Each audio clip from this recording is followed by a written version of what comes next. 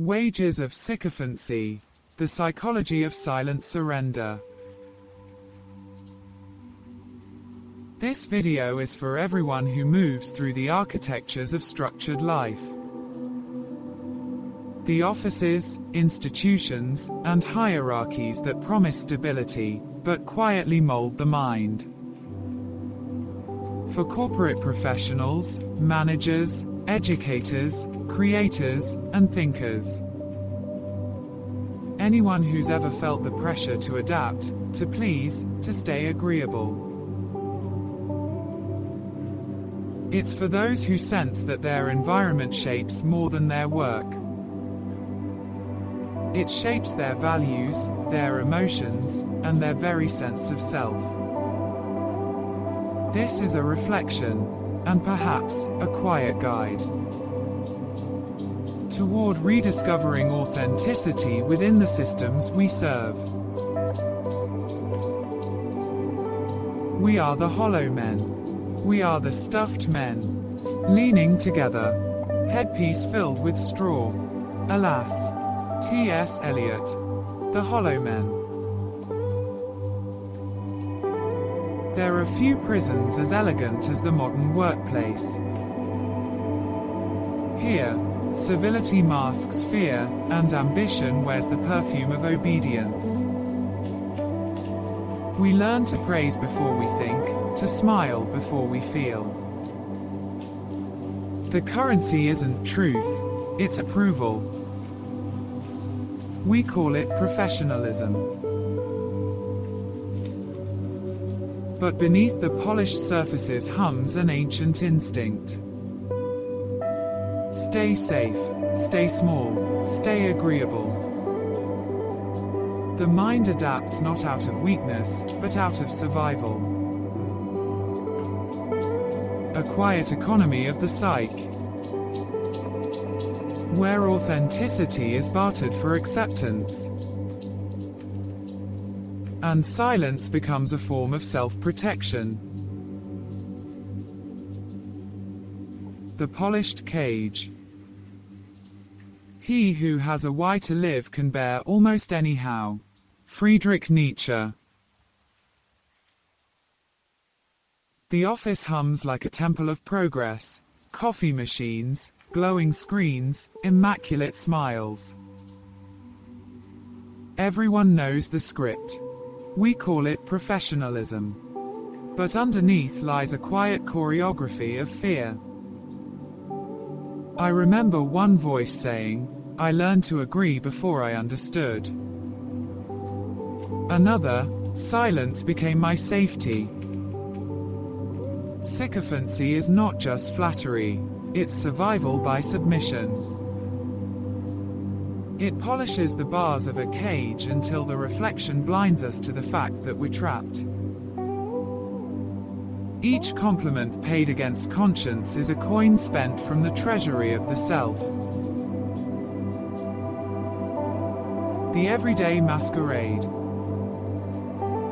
The privilege of a lifetime is to become who you truly are. Carl Jung. Most of us never intend to bend. It happens gradually. The nods. The strategic laughter. The careful editing of truth to fit the tone of the room. We justify it as diplomacy, calling it emotional intelligence, when it's often emotional exhaustion wearing a smile. In one voice, I stopped speaking in meetings. My silence was applauded as composure. In another, I flattered to survive, and the praise I received felt like debt, not reward.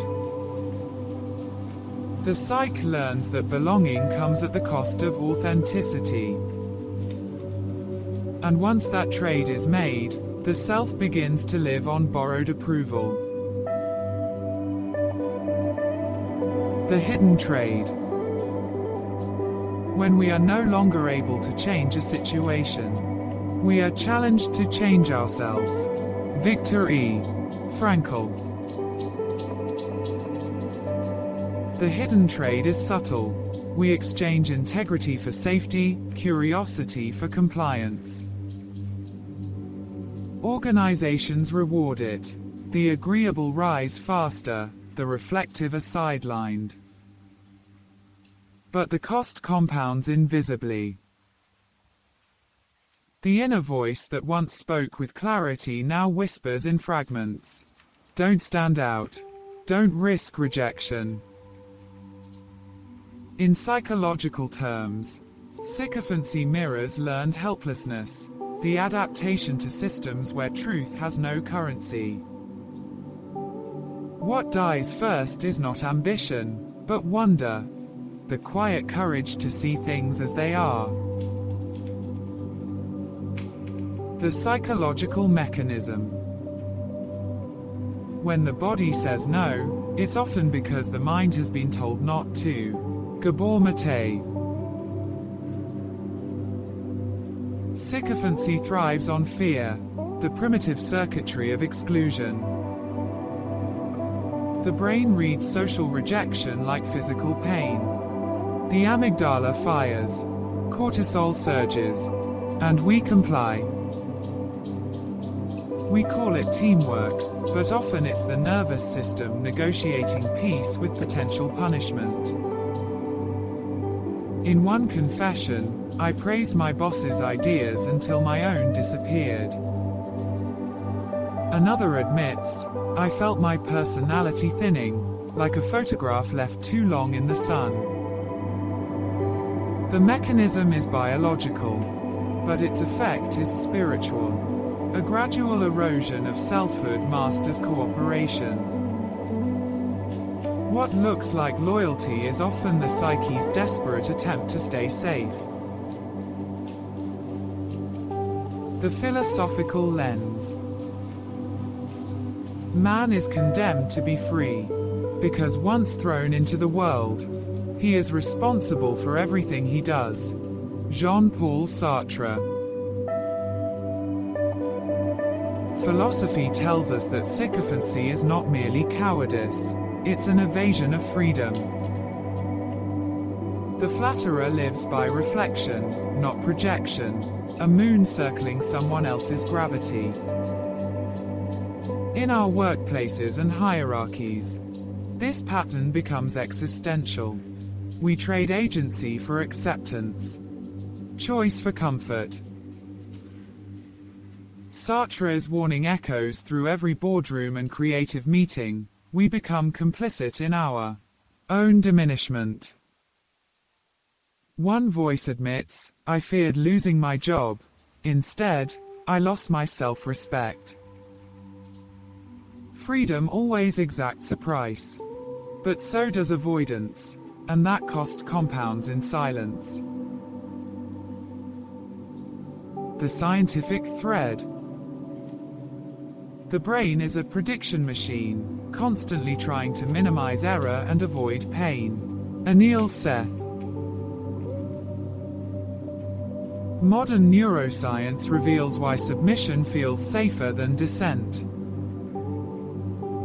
Our brains are wired for predictive safety, to anticipate social danger and suppress behaviors that threaten belonging.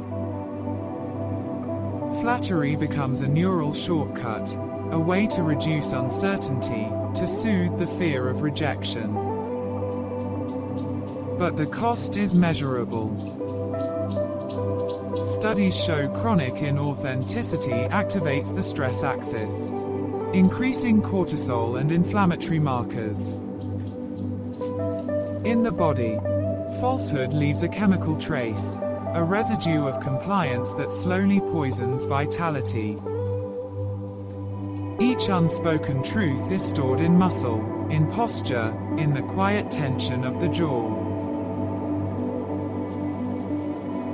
The emotional cost.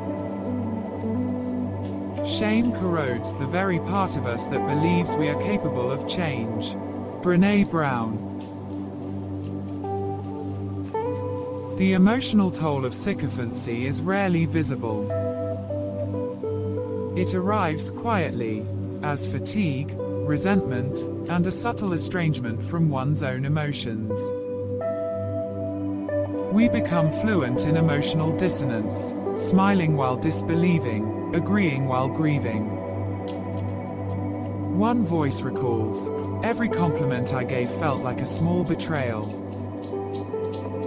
Another confides, "I forgot what my genuine opinions even sounded like."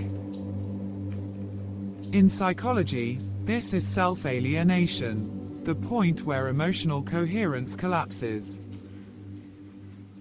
The psyche fragments into performer and witness, each watching the other with quiet despair. The social mirror. The mass of men lead lives of quiet desperation. Henry David Thoreau. Sycophancy is not just an individual affliction, it's a social contagion. Entire workplaces, industries, even nations can become echo chambers of praise and fear. Power consolidates not through violence, but through voluntary silence. In one recollection, we all laughed at his jokes, not because they were funny, but because silence was punished. In another, loyalty was measured in flattery. Dissent was betrayal. The social mirror reflects not truth but hierarchy, and in that reflection, we learn what kind of society we've become. The tragedy is not that people obey, but that they forget they are obeying. The moment of awareness. Until you make the unconscious conscious, it will direct your life and you will call it fate. Carl Jung. Awareness begins not in defiance, but in discomfort. It's the tremor you feel after another forced smile, the ache of falseness settling into your bones. You realize that the system you serve no longer mirrors your values, it manipulates them. One voice says, "I started hearing myself say things I didn't believe, and that's when I knew something was wrong." Awareness is rarely dramatic. It's a slow illumination, like dawn through a thick fog. But once it begins, you can't return to blindness without paying an even higher price. The descent. In the depths of winter, I finally learned that within me there lay an invincible summer. Albert Camus. To descend into the psyche is to face what compliance has hidden. Fear, grief, longing, and the raw hunger for validation. This is not rebellion, it's reckoning. It's the mind turning inward, confronting the internalized voices of authority that still whisper, "Be agreeable. Stay safe. Don't stand out." One voice recalls, "I felt grief for the years I spent pretending." Another admits, "I mistook obedience for virtue." The descent is painful, but necessary, for only in the underworld of the mind can the self recover its lost fragments. This is the shadow work of freedom. The reclaiming. Freedom is not the absence of commitments, but the ability to choose, and commit myself to, what is best for me. Paulo Coelho. Reclaiming is not revolt, it's remembrance. It's the quiet decision to speak truth, even when silence is safer.